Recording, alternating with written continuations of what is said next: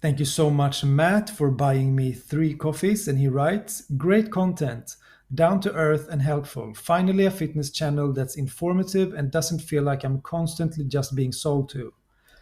Yeah, thank you so much, Matt, for your support. First question. Hey, Mike, is it true that if you do kipping muscle ups, you need to first kip and then pull? All right, so let's go through that question.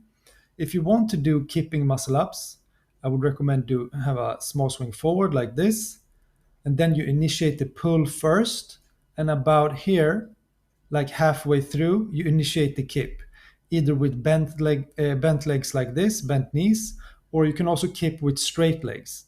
It doesn't really matter. So the most important thing is just the timing of the kip. You want to first pull up here, and then initiate the leg drive, and then rowing the bar towards you as usual.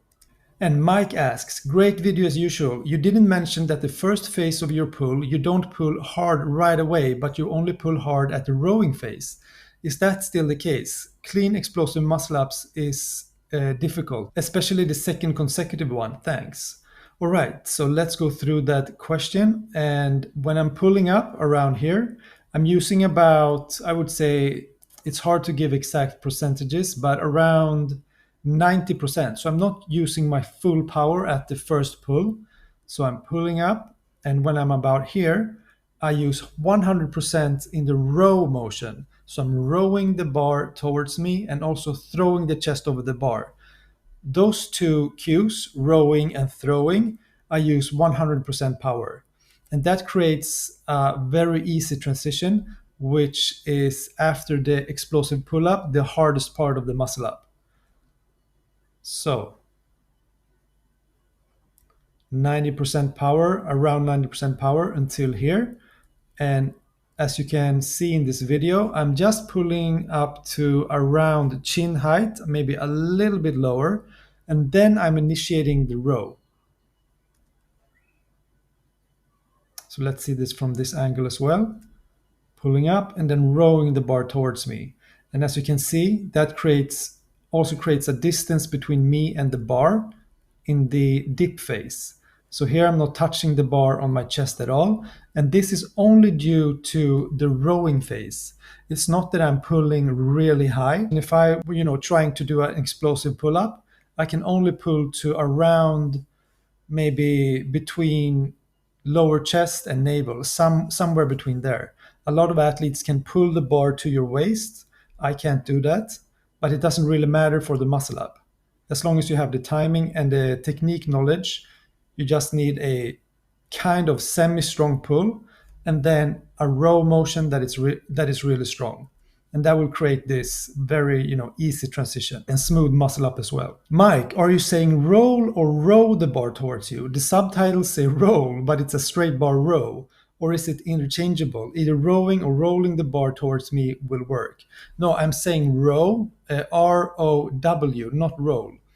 So we can see this angle will demonstrate that very well. So I pull up until about here. As I said before, chin is over the bar. And from here, I'm just rowing the bar towards me as aggressively as I can. And I'm also throwing the chest forward. So those two cues that I mentioned before is all I'm doing. So most of my power is actually in the rowing the bar towards me. And that creates let me show you here. When you're pulling up, the legs are a little bit in front of you. That's natural. And then when you row the bar towards you, the legs should be pointing straight down, as you can see here. When you land in the dip position, you want your legs to be pointing straight down. If they're not pointing straight down like this, you just have to work on rowing the bar towards you more aggressively and also throwing the chest over the bar. So it's a timing thing and a technique thing. And I would also recommend downloading my muscle up technique checklist. It's totally free. I created it for you to make you learn the muscle up faster and safer. And I have videos to each tip as well. So this is a great checklist to have before every muscle up workout. And after every muscle up workout, I do some kind of row. So this park has these ring rows, which is great. And I can put my feet higher for, making the row harder. And this is very important to have a strong row for your muscle up. And because you want to row the bar towards you in the transition, you need to be very strong in your row, basically.